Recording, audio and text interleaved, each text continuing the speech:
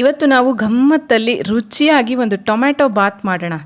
ಮಸಾಲೆಯನ್ನು ರುಬ್ಬಿ ಮಾಡುವಂತಹ ಟೊಮ್ಯಾಟೊ ಬಾತ್. ಬೆಳಗಿನ ಹೊತ್ತು ಅನ್ನ ತಿನ್ನುವಂಥ ರೂಢಿ ಇದ್ದರೆ ನೀವು ತಿಂಡಿಗೆ ತಯಾರು ಮಾಡ್ಬೋದು, ಅಥವಾ ದಿನ ಅನ್ನ ಸಾರು ಬೋರ್ ಆದಾಗ ಮಧ್ಯಾಹ್ನದ ಊಟಕ್ಕೂ ಸಹ ತುಂಬ ರುಚಿಯಾಗಿರುತ್ತೆ. ಲಂಚ್ ಬಾಕ್ಸಿಗಂತೂ ಒಂದು ಹೇಳಿ ಮಾಡಿಸಿದಂತಹ ರೆಸಿಪಿ. ಹಾಯ್ ಫ್ರೆಂಡ್ಸ್, ಎಲ್ಲರಿಗೂ ನಮಸ್ಕಾರ. ವೆಲ್ಕಮ್ ಟು ಸಂತೃಪ್ತಿ ಕಿಚನ್. ಬನ್ನಿ ರುಚಿಯಾಗಿ ಈ ಟೊಮ್ಯಾಟೊ ಬಾತ್ನ ಹೇಗೆ ಮಾಡಿದ್ದೀನಿ ಅಂತ ನೋಡೋಣ. ಮೊದಲಿಗೆ 1 ಕಪ್ಪಿನಷ್ಟು ಸೋನಾ ಮಸೂರಿ ಅಕ್ಕಿಯನ್ನು, 1 ಕಪ್ಪಿನಷ್ಟು ಬಾಸುಮತಿ ಅಕ್ಕಿಯನ್ನು 2 ಸಲ ಚೆನ್ನಾಗಿ ತೊಳೆದು ನೀರು ಹಾಕಿ ನೆನೆಸಿದ್ದೇನೆ. ನೀವಿಲ್ಲಿ 2 ಕಪ್ಪು ಸೋನಾ ಮಸೂರಿ ತೊಗೋಬೋದು ಅಥವಾ 2 ಕಪ್ ಬಾಸುಮತಿ ಸಹ ತೊಗೋಬೋದು, ತೊಂದರೆ ಇಲ್ಲ. ಈಗ ಒಂದು ಫ್ರೈಯಿಂಗ್ ಪ್ಯಾನಿಗೆ 1.5 ಚಮಚದಷ್ಟು ಕೊತ್ತಂಬರಿ ಬೀಜ, ಅರ್ಧ ಚಮಚದಷ್ಟು ಜೀರಿಗೆ, 2 ಲವಂಗ, 1 ಏಲಕ್ಕಿ, 2 ತುಂಡಿನಷ್ಟು ಚಕ್ಕೆಯನ್ನು ಹಾಕ್ತಾಯಿದ್ದೀನಿ. ಮಸಾಲೆಯನ್ನು ಬೇಕಿದ್ರೆ ನೀವಿಲ್ಲಿ ಜಾಸ್ತಿ ಬೇಕಿದ್ರೆ ಹಾಕ್ಕೋಬೋದು. 3-4 ಬ್ಯಾಡಗಿ ಮೆಣಸು ಹಾಕ್ತಾಯಿದ್ದೀನಿ. ಖಾರ ಜಾಸ್ತಿ ಬೇಕು ಅಂದರೆ ಗುಂಟೂರು ಸಹ ಹಾಕೋಬಹುದು. 5-6 ಎಸಳಿನಷ್ಟು ಬೆಳ್ಳುಳ್ಳಿ, ಅರ್ಧ ಇಂಚಿನಷ್ಟು ಹೆಚ್ಚಿರುವಂತಹ ಶುಂಠಿಯನ್ನು ಹಾಕಿ 1 ಚಮಚ ಎಣ್ಣೆಯನ್ನು ಹಾಕಿಬಿಟ್ಟು ಸ್ವಲ್ಪ ಒಳ್ಳೆ ಪರಿಮಳ ಬರೋ ತನಕ ಹುರ್ಕೋತಾ ಇದ್ದೀನಿ. ಈ ರೀತಿ ಅರೆದು ಮಾಡುವಂತಹ ಟೊಮೆಟೊ ಬಾತ್ ತುಂಬ ರುಚಿಯಾಗಿರುತ್ತೆ. ನೀವು ಖಂಡಿತ ಒಂದ್ಸಲ ಟ್ರೈ ಮಾಡಿ ನೋಡಿ. ಮಾಡಿಲ್ಲದೆ ಇರೋರು ಮಾಮೂಲಿ ಟೊಮೆಟೊ ಬಾತ್ಗಿಂತ ಇದು ತುಂಬ ಚೆನ್ನಾಗಿರುತ್ತೆ.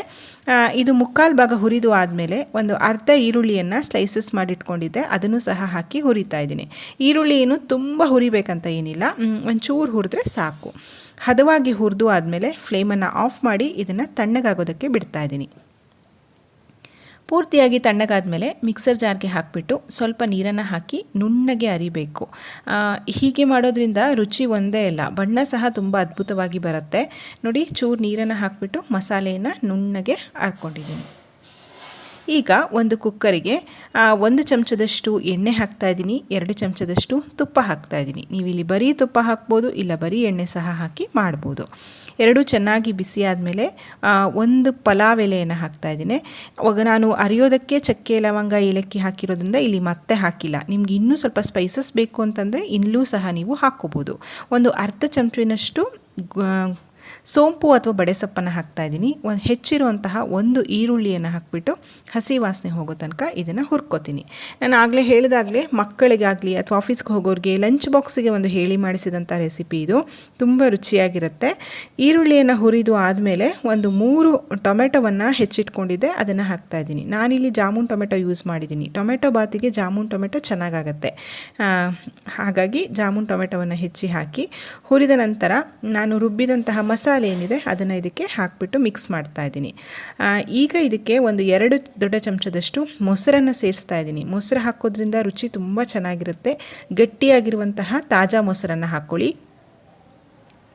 ಮೊಸರನ್ನು ಹಾಕಿ ಸ್ವಲ್ಪ ಎಣ್ಣೆ ಬಿಟ್ಕೊಳ್ಳೋ ತನಕ ಇದನ್ನು ಹುರಿದ ನಂತರ ನಾವು ಏನು ಅಕ್ಕಿ ನೆನೆಸಿಟ್ಕೊಂಡಿದ್ದೀವಲ್ಲ ಅದರಲ್ಲಿರುವಂತಹ ನೀರನ್ನೆಲ್ಲ ಬಸಿದು ಅಕ್ಕಿಯನ್ನು ಇದಕ್ಕೆ ಸೇರಿಸ್ಕೋಬೇಕಾಗತ್ತೆ. ಈ ರೀತಿ ನೆನೆಸಿ ಮಾಡೋದ್ರಿಂದ 20 ನಿಮಿಷ ನೆನೆಸಿ ಮಾಡೋದ್ರಿಂದ ಉದುರುದ್ರಾಗಿ ಬರುತ್ತೆ ಮತ್ತು ತುಂಬ ಬೇಗ ಆಗುತ್ತೆ. ಹಾಗಾಗಿ ಮಸಾಲೆ ಎಲ್ಲ ತಯಾರಾಗೋದ್ರೊಳಗೆ ನೀವು ಅಕ್ಕಿಯನ್ನು ನೆನೆಸಿಟ್ಕೊಳ್ಳಿ. ಅಕ್ಕಿಯನ್ನು ಹಾಕಿ ಒಂದ್ಸಲ ಚೆನ್ನಾಗಿ ಮಿಕ್ಸ್ ಮಾಡಿ. ತುಂಬ ಮಾಡೋದು ಬೇಡ, ಬಾಸುಮತಿ ಅಕ್ಕಿ ಹಾಕಿರೋದ್ರಿಂದ ಅದು ಒಡೆದು ಹೋಗೋಂಥ ಚಾನ್ಸಸ್ ಇರುತ್ತೆ. ನಾನಿಲ್ಲಿ 2 ಲೋಟ ಅಕ್ಕಿ ತೊಗೊಂಡಿದ್ನಲ್ಲ, ಅದಕ್ಕೆ 3 ಲೋಟದಷ್ಟು ನೀರನ್ನು ಹಾಕೋತಾ ಇದ್ದೀನಿ. ನೆನೆಸಿರೋದ್ರಿಂದ 1 ಲೋಟ ಕಡಿಮೆ ಸಾಕಾಗುತ್ತೆ. ನೀವು ನಿಮ್ಮ ಅಕ್ಕಿಯ ಗುಣವನ್ನು ನೋಡಿಕೊಂಡು ನೀರನ್ನು ಹಾಕ್ಕೊಳ್ಳಿ. 2 ದೊಡ್ಡ ಚಮಚದಷ್ಟು ಹಸಿ ಬಟಾಣಿಯನ್ನು ಸೇರಿಸ್ತಾ ಇದ್ದೀನಿ. ಇದು ಆಪ್ಷನಲ್, ಇದ್ದರೆ ಹಾಕ್ಕೊಳ್ಳಿ, ಇಲ್ಲಾಂದರೆ ತೊಂದರೆ ಇಲ್ಲ.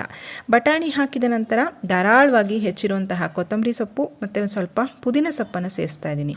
ಹೀಗೆ ಕಡೆಯಲ್ಲಿ ಹೆಚ್ಚಿ ಹಾಕೋದ್ರಿಂದ ಅದರ ಫ್ಲೇವರ್ ಉಳಿಯುತ್ತೆ. ಹಾಗಾಗಿ ಸೊಪ್ಪನ್ನು ಹಾಕಿ ರುಚಿಗೆ ತಕ್ಕಷ್ಟು ಉಪ್ಪನ್ನು ಹಾಕ್ಕೊಳ್ಳೋಣ.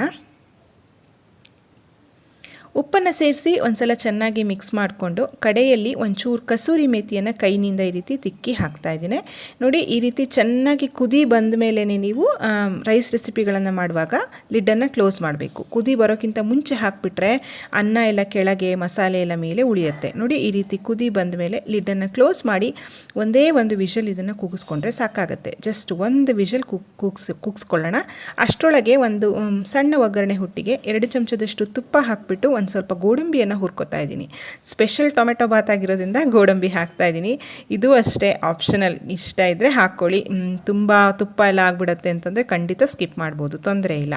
ಗೋಡಂಬಿಯನ್ನು ತುಪ್ಪದಲ್ಲಿ ಹೊಂಬಣ್ಣ ಬರೋ ತನಕ ಹುರ್ಕೊಂಡು ಈ ಕಡೆ ನೋಡಿ 1 ವಿಷಲ್ ಹೊಡಿಸಿದ್ದೀನಿ. ತಣ್ಣಗಾಗಿದೆ, ಇವಾಗ ತೆಗಿತಾ ಇದ್ದೀನಿ. ನೋಡಿ ಎಷ್ಟು ಚೆನ್ನಾಗಾಗಿದೆ ಅಂತ. ಮೇಲೆಲ್ಲ ಮಸಾಲೆ, ಕೆಳಗೆ ಅನ್ನ ಆ ರೀತಿ ಆಗಿಲ್ಲ, ಈವನ್ ಆಗಿ ಎಲ್ಲದ ಕಡೆನೂ ಮಿಕ್ಸ್ ಆಗಿದೆ. ನಿಧಾನಕ್ಕೆ ಇದನ್ನು ಮೇಲೆ ಕೆಳಗೆ ಮಾಡ್ಕೊಳ್ಳೋಣ. ತುಂಬ ಬಿಸಿ ಇರೋದ್ರಿಂದ ಹಾಕೋದ್ರಿಂದ ಸ್ವಲ್ಪ ಈಗ ಮುದ್ದೆ ಮುದ್ದೆ ಅಂತ ಅನಿಸುತ್ತೆ. ತುಂಬ ತಣ್ಣಗಾದ್ಮೇಲೆ ತುಂಬ ಉದುರುದ್ರಾಗಿಯೇ ಇದು ಬರುತ್ತೆ. ನಿಧಾನಕ್ಕೆ ಮೇಲೆ ಕೆಳಗೆ ಮಾಡಿಕೊಂಡು ನಾವು ತುಪ್ಪದಲ್ಲಿ ಹುರಿದಿಟ್ಟಂತಹ ಗೋಡಂಬಿ ಏನಿದೆ ಅದನ್ನು ಇದಕ್ಕೆ ಸೇರಿಸ್ಕೋಬೇಕಾಗತ್ತೆ. ಗೋಡಂಬಿಯನ್ನು ಸೇರಿಸಿ ಒಂದ್ಸಲ ನಿಧಾನಕ್ಕೆ ಮಿಕ್ಸ್ ಮಾಡಿ ಬಿಸಿ ಬಿಸಿ ಇರುವಾಗ ಸರ್ವ್ ಮಾಡಿ. ಖಂಡಿತ ಇದನ್ನು ಯಾರೂ ಇಷ್ಟ ಇಲ್ಲ ಬೇಡ ಅಂತ ಹೇಳೋದೇ ಇಲ್ಲ. ಇದನ್ನು ನಾನು ರುಚಿಯಾಗಿರುವಂತಹ ಸೌತೆಕಾಯಿ ಮತ್ತು ಈರುಳ್ಳಿ ಹಾಕಿ ಮಾಡಿರುವಂತಹ ಮೊಸರು ಬಜ್ಜಿ ಜೊತೆ ಸರ್ವ್ ಮಾಡ್ತಾಯಿದ್ದೀನಿ. ನೋಡಿದ್ರಲ್ಲ ಫ್ರೆಂಡ್ಸ್, ತುಂಬ ರುಚಿಯಾಗಿರುತ್ತೆ. ಟ್ರೈ ಮಾಡಿ, ಹೇಗಾಯ್ತಂತ ತಿಳಿಸಿ. ಅದಕ್ಕೂ ಮುಂಚೆ ವಿಡಿಯೋವನ್ನು ಲೈಕ್ ಮಾಡಿ. ಮತ್ತೊಂದು ರುಚಿಯಾದ ಅಡುಗೆಯೊಂದಿಗೆ ಮತ್ತೆ ಬರ್ತೇನೆ. ಅಲ್ಲಿವರೆಗೂ ಧನ್ಯವಾದಗಳು. Thank you for watching. Thank you.